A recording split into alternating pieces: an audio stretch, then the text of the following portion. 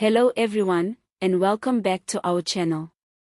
Today, we are diving deep into the growing political tension in South Africa, as the Economic Freedom Fighters, EFF, double down on their refusal to join a government of national unity that includes the Democratic Alliance, DA, and Freedom Front Plus, FF Plus. Julius Malema, the outspoken leader of the EFF, has once again made it crystal clear that his party will not compromise its ideological principles for the sake of power sharing. This latest statement from Malema comes in the wake of the 2024 general elections, which resulted in a hung parliament and forced major political players to consider coalition governments. The ANC, after losing its outright majority, pushed for a GNU to maintain stability, and controversially invited the DA and FF Plus into the fold. That move was met with strong opposition from the EFF, who immediately declined participation, citing irreconcilable ideological differences. Malema has now reiterated this stance, declaring that the EFF will only consider joining the GNU if the DA is completely excluded. According to him, there's no future in a government that includes a party like the DA, a party that, in the EFF's view, represents white monopoly capital, neoliberal interests, and the preservation of a post-apartheid status quo that continues to marginalize the majority of South Africans. He didn't mince his words when he predicted that the current GNU arrangement would not survive until the 2029 general elections. In fact, Malema believes that the policy contradictions and ideological rifts between the ANC and DA will eventually tear the unity government apart, opening the door for the EFF to step in as a decisive political force. And let's be honest, he might have a point. The ideological gap between the EFF and DA is massive. On one hand, you have the DA and FF Plus advocating for centrist, market-friendly policies, fiercely opposing ideas like land expropriation without compensation and nationalization of key industries. On the other hand, you've got the EFF calling for radical economic transformation, the dismantling of white monopoly capital, and the total restructuring of the South African economy in favor of the previously disadvantaged. These aren't minor differences, they're foundational disagreements about what South Africa should be.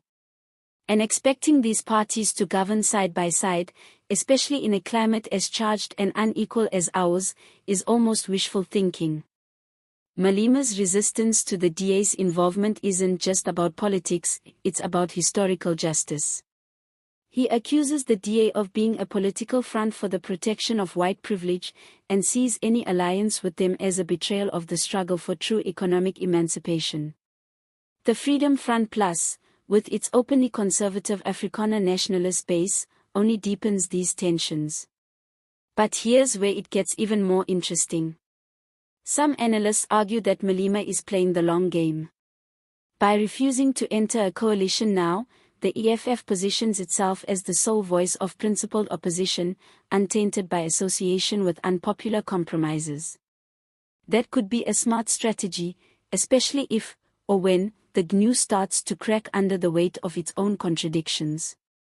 In this scenario, the EFF becomes the obvious alternative. It could enter the 2029 elections as the only party that stayed true to its word, didn't jump into bed with the DA, and remained committed to radical transformation. In other words, Malema is betting on the failure of the current coalition, and he's positioning his party to be ready when it does. But let's not ignore the risks. By staying out of the GNU, the EFF has no direct influence on policy at a national level. It's choosing the sidelines over the game. While this may win them credibility with their base, it also limits their ability to drive actual change in the short term. That said, South Africa's coalition politics are still young and volatile. Voters are watching closely, and frustration is mounting over persistent inequality, corruption, and unemployment. If the GNU fails to deliver, voters could flock to a party that promises bold, uncompromising change, even if that change comes with risks.